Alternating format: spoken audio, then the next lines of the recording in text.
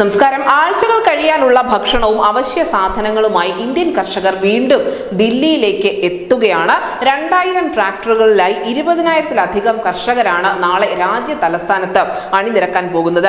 എന്തായാലും രാജ്യത്തിന്റെ എല്ലാ മേഖലയിൽ നിന്നുമുള്ള കർഷകർ നാളെ രാജ്യ തലസ്ഥാനത്ത് എത്തുന്നുണ്ട്. കേരളത്തിൽ നിന്നും സമരത്തിൽ പങ്കെടുക്കുന്നതിന് ആദ്യഘട്ടത്തിൽ 500 പേരാണ് തലസ്ഥാനത്ത് എത്തുക.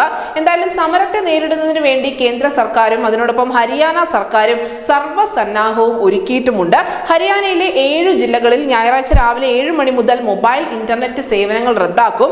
മെസ്സേജുകൾ അയക്കുന്നതിനും നിയന്ത്രണമുണ്ട്. അതിനൊപ്പം തന്നെ സംസ്ഥാനത്ത് ഇന്ധന വിൽപ്പനയ്ക്ക് നിയന്ത്രണം ഏർപ്പെടുത്തിയിട്ടുണ്ട്. കർഷകർക്ക് പരമാവധി 10 ലിറ്റർ മാത്രം ഇന്ധനം വിറ്റാൽ മതി എന്നാണ് ഭരണകൂടം ഇപ്പോൾ പെട്രോൾ പമ്പുകൾക്ക് നൽകിയിരിക്കുന്ന നിർദ്ദേശം. സമരത്തിൽ പങ്കെടുക്കുന്ന കർഷകർക്കെതിരെ ശക്തമായ നടപടി ഉണ്ടാകുമെന്നുള്ള ഒരു അനൗൺസ്മെന്റ് അത് പോലീസ് ഗ്രാമങ്ങളിൽ തന്നെ മൈക്ക് കെട്ടിവെച്ച് വിളിച്ച് പറയുന്നുമുണ്ട്. അതിർത്തി പ്രദേശങ്ങളിലാണ് ഏറ്റവും വലിയ പോലീസ് സന്നാഹം ഒരുക്കിയിരിക്കുന്നത്. അർദ്ധ സൈനിക വിഭാഗം കൂടി ഇതിനൊപ്പം ചേരുന്നുണ്ട്. പലയിടത്തും BSF തന്നെ ക്യാമ്പ് ചെയ്യുന്നു. കർഷകർ ദില്ലിയിലേക്ക് കടക്കാൻ ശ്രമിച്ചാൽ വൈകാതെ തന്നെ ടിയർ ഗ്യാസ് ഷെല്ലുകൾ ഉപയോഗിക്കാനാണ് ദില്ലി പോലീസിന്റെ തീരുമാനം. അതേസമയം തന്നെ പോലീസ് തടഞ്ഞാൽ അത് മറികടന്ന് മുന്നോട്ട് പോകാനുള്ള പരിശീലനം കർഷകരും നടത്തുന്നുമുണ്ട്. എന്തായാലും കനത്ത ജാഗ്രത തന്നെയാണ് ദില്ലിയിലെമ്പാടും ഒരുക്കിയിരിക്കുന്നത്.